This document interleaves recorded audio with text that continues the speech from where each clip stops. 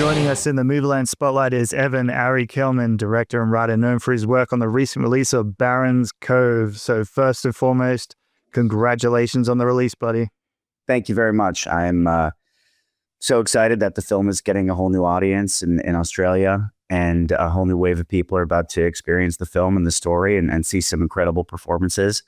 And it's a privilege to be with you today. Thank you. I appreciate you being here. But yeah, I got to say off the bat, this film is just so powerful, like emotionally, and the performances are just A+. And this is your first feature film, right? Yeah. It is my first feature film. I appreciate you saying that. I think the performances are incredible. That's the thing that I, even now, it's been a couple of years since I actually filmed it. It came out last year.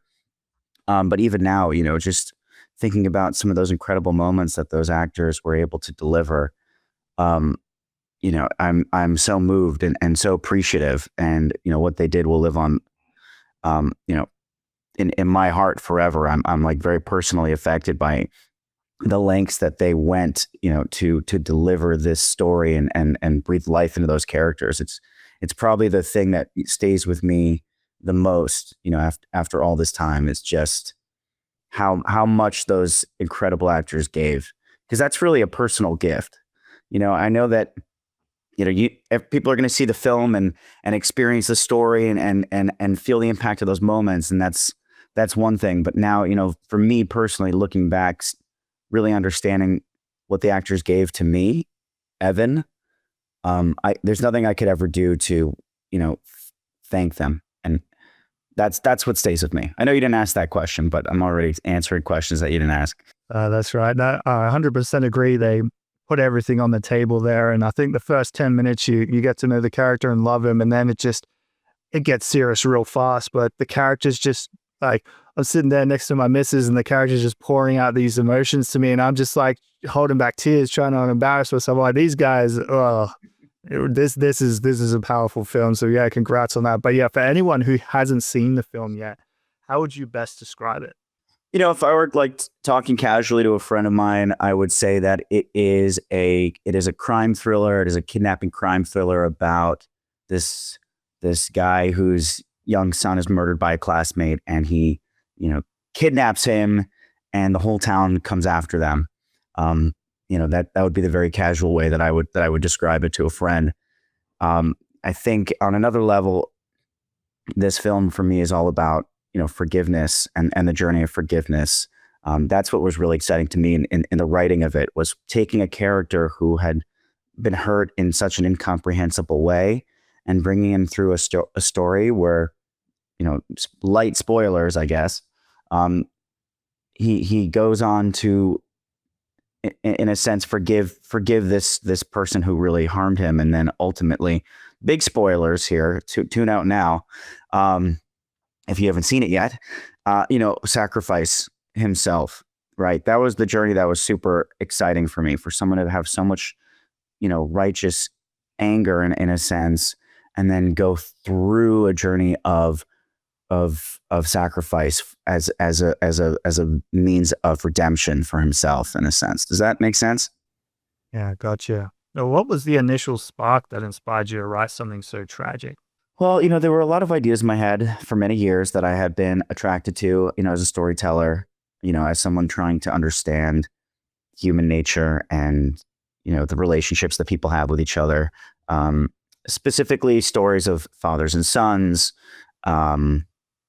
stories about, institutional power, in a sense. All these kinds of things are sort of floating, but they didn't really have like a vessel to be put into. They didn't really have a box to all go into, until I heard about this story, very tragic story in the UK, about these two kids who brought another young kid to train tracks and tied him down to train tracks, and a train killed him.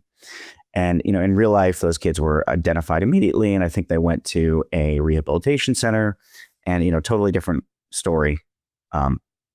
But as a storyteller, I'm constantly looking at the world and asking, what if? That's the question that I've noticed is really just like my reflex is, well, what if it went a different way? What if it went that way? And I can't stop myself from immediately sort of seeing these different connections. So, I heard about the story and it was like, okay, well, what if What if the father of the murdered son had nothing left to live for once his son was killed? What if he had nothing else going on? He was trapped in every other way. He had no other light in his life. How far would he go to get to the truth? And what if, the father of the murderer, let's say, was a very connected and powerful and wealthy politician? What would those two forces look like if they were in conflict with each other? And then the movie just, it starts writing itself in your head before you even, put pen to paper. It's what you think about in the shower. It's what you think about, in the elevator, all that stuff. So the movie ideas really kind of choose you. I'm just, I think a lot of writers, we can't ignore it. We just have to deal with it by writing it and figuring it out. And so that's kind of where the whole thing came from. Yeah, gotcha. Well, for anyone who has kids, this film will hit a lot harder on that. And it's like I said before, it's sold so well. And of course, that's because you have an amazing cast on this one. Garrett Hedlund from Tron Legacy delivers like probably one of the most powerful performances I've ever seen him do as Caleb. I was curious, what made him the right choice for the role on this one? That's an amazing question. It's almost a metaphysical question in a sense, in a lot of ways that I can't fully articulate.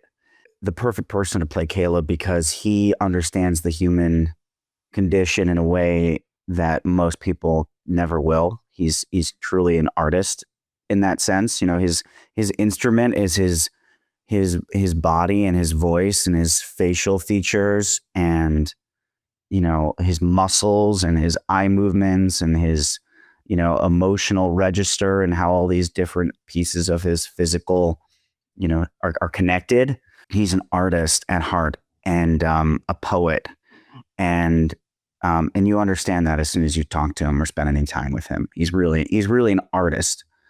And so he was not afraid of getting into the deep end of a very complex character.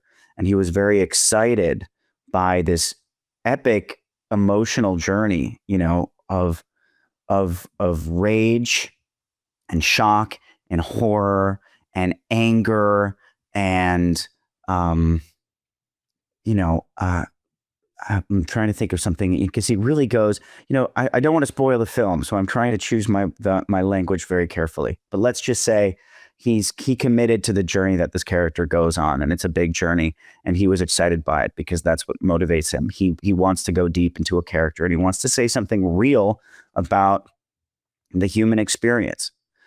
He also has a son, so he understands the father and son relationship and what it means. He had a very strong relationship with his father, so he understands the way that these relationships can affect us across time. All that to say, there's no better person on the planet to play this role, and I was so blessed that he said yes, and that we remained very good friends. I saw him just a few days ago.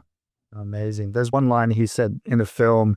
I think it was to Stephen Lang. I can't remember the word for word, but something about he has nothing left to live for. And when he just delivered that line, like I had goosebumps. I was like, that was the best part of the movie for me right there. He just poured everything out and I believed him. Like, very, very, very magical moment, that one. It really is. I remember writing that line. I remember writing that scene. That scene was really important to me. On an indie feature film, you have virtually no rehearsal unless the blocking is super complicated or the scene is complicated or the emotion is so intense or specific that you really know you're going to need some time to figure it out between the two actors.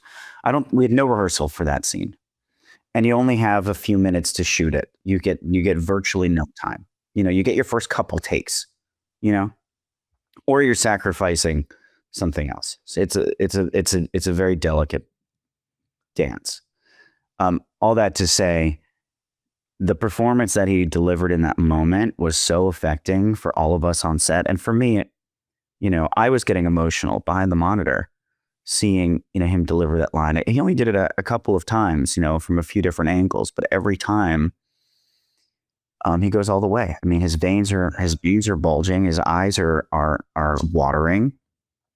There's such a realism and intensity that really, sets the stage for the rest of the movie and just grounds the film. Very few actors can do that. Like really very few. The best.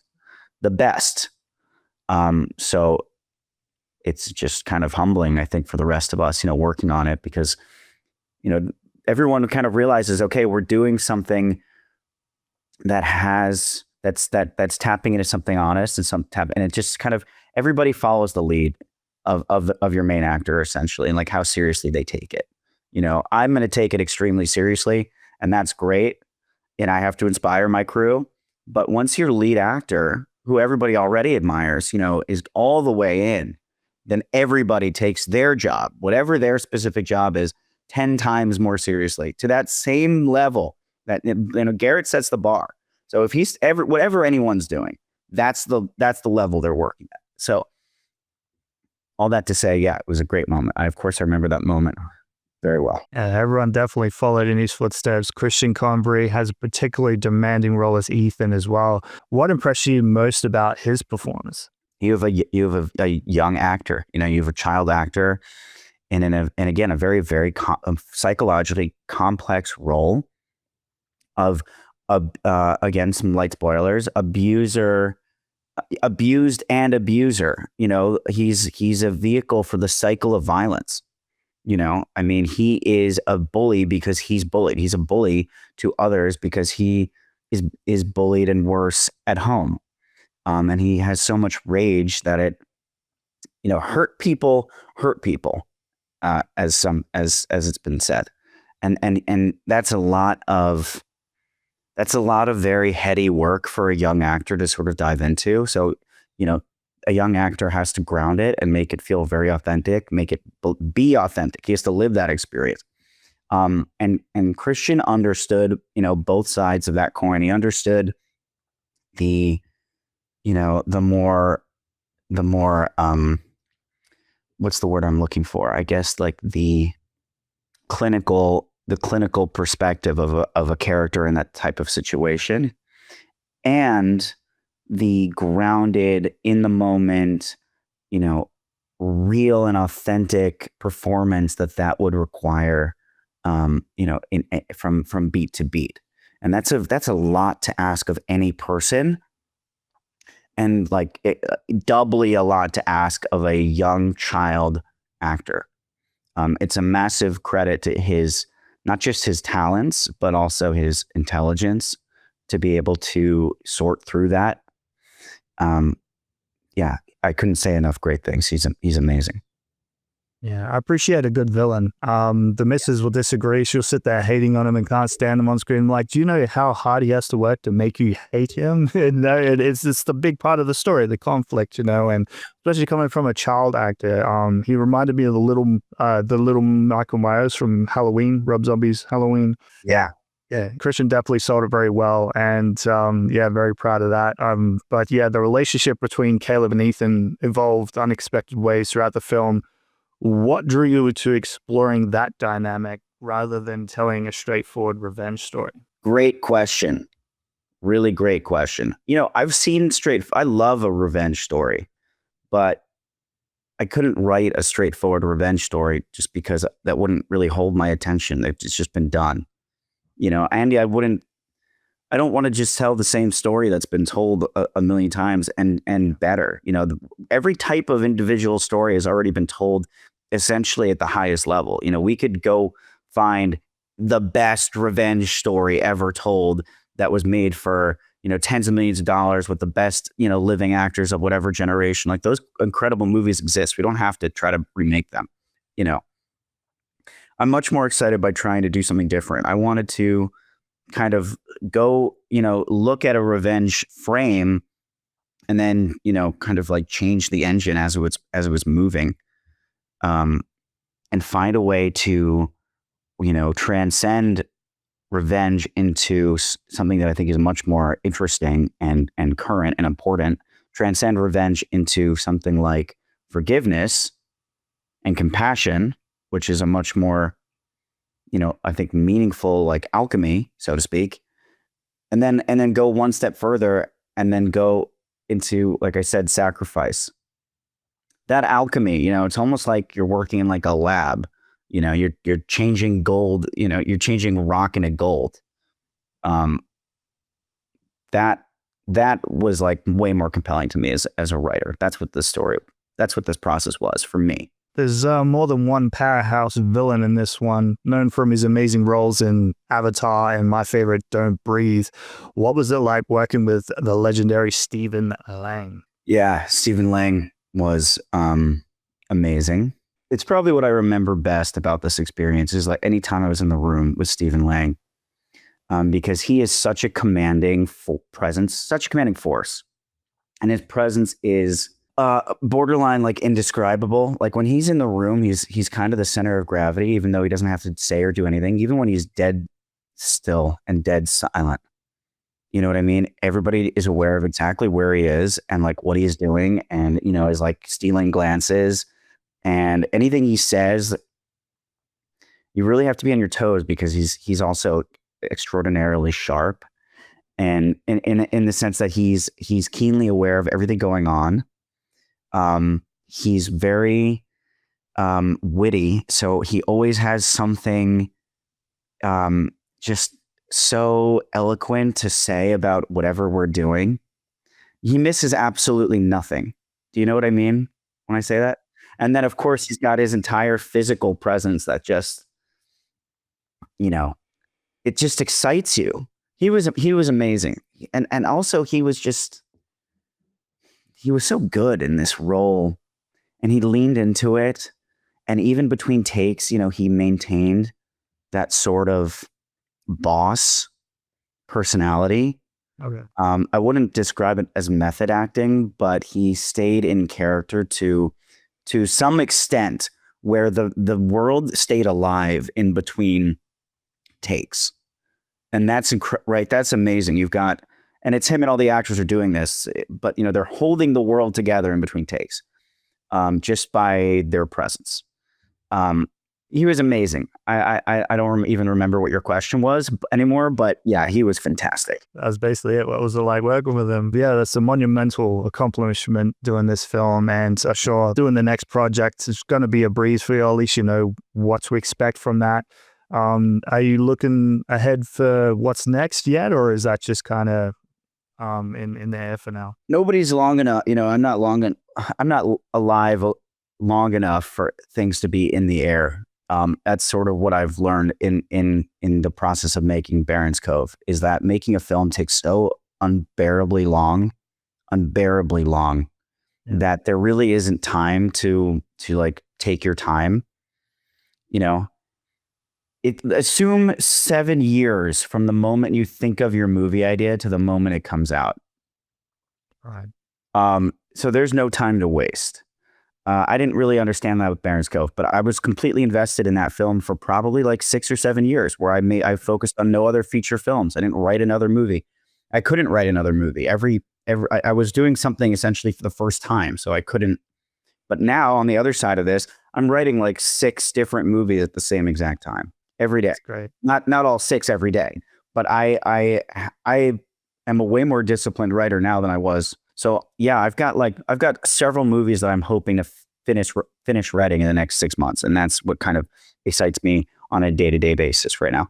Okay, so what do you hope audiences will take away from watching Barrons Cove once the credits roll? I think that there are a few things. I think, first and foremost, I really want people to have experienced something, having gone on this, journey of forgiveness, right? If Caleb is able to forgive and sacrifice for Ethan, certainly we can, forgive the people in our lives who have slighted us in much less damaging ways. It's really about the relationships that we have to each other, and if we can be nicer to each other and a little bit more understanding of where people are coming from, that'll be a good thing to carry outside the theater with you. And then, of course, just the idea that there are relationships that can survive, across time, whether someone is alive or not physically here. We have relationships, and we have, journeys, that go our entire lives with, with all of these influences that are physical or not. I think that's something we're thinking about. Definitely. Well, Barrons Cove is now available to rent or buy on digital and DVD in Australia. Highly recommended by us at Movieland. Thanks, Evan, for sharing your story with us today. Wishing you all the best with Barrons Cove and beyond. And I cannot wait to see what you do next. Thank you very much. It was a privilege to chat with you today. These questions were really thought provoking, and I really just appreciate the opportunity to talk about this film and the experience, and connect with a whole new audience. I can't wait for people to see it, and thank you for giving us a platform.